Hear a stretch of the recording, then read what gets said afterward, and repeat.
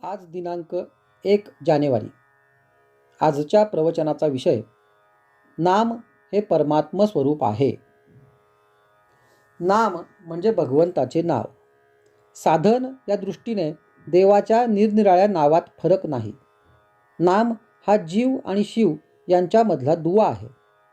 नाम हे साधनही आहे आणि साध्यही आहे. नाम सगुण आहे आणि निर्गुणही आहे. नामाचा आरंभ सगुणात आहे तर शेवट निर्गुणात आहे. आरंभ सगुणात आहे असे म्हणण्याचे कारण हे की भगवंत मुळात जो निर्गुण निराकार आहे तो जेव्हा सगुणात आला तेव्हाच त्याला नामरूप लागले आणि सगुण रूप नाहीसे झाले तरी नाम शिल्लकच राहिले, म्हणून ते निर्गुणही आहे.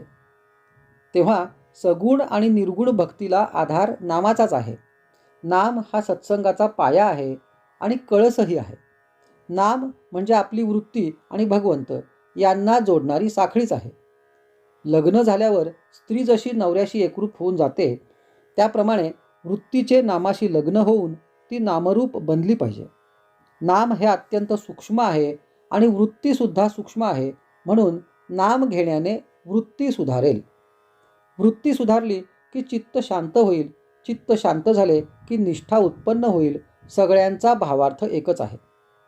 अन्नाला स्वतःची चव असते, त्यात आपणच आपली गोडी आणि आवड घालून नंतर ते खातो. पण नामाला स्वतःची अशी चव नाही, त्यात आपणच आपली गोडी आणि आवड घालून ते घेतले पाहिजे. आपण जितकी जास्त गोडी त्यात घालू तितके ते अधिक गोड वाटेल. पंढरपूरला जायला पुष्कळ रस्ते आहेत, परंतु सर्वांना शेवटी बारीतून जाऊनच दर्शन घ्यावे लागते.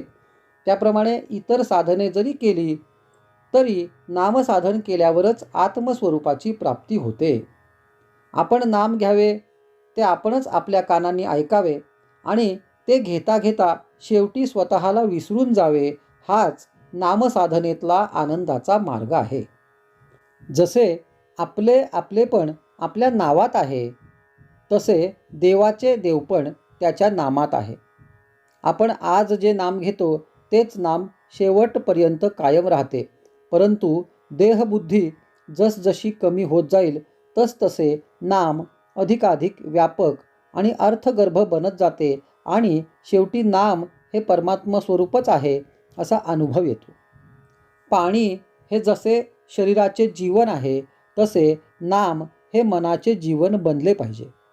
नाम इतके खोल गेले पाहिजे की प्राणाबरोबर ते बाहेर पडावे. अंतकाळी अगदी शेवटी सुटणारी वस्तू म्हणजे भगवंताचे नाम पाहिजे. नामातच शेवटचा श्वास गेला पाहिजे. आजचा सुविचार: नामात एका आनंदाशिवाय दुसरे काही नाही.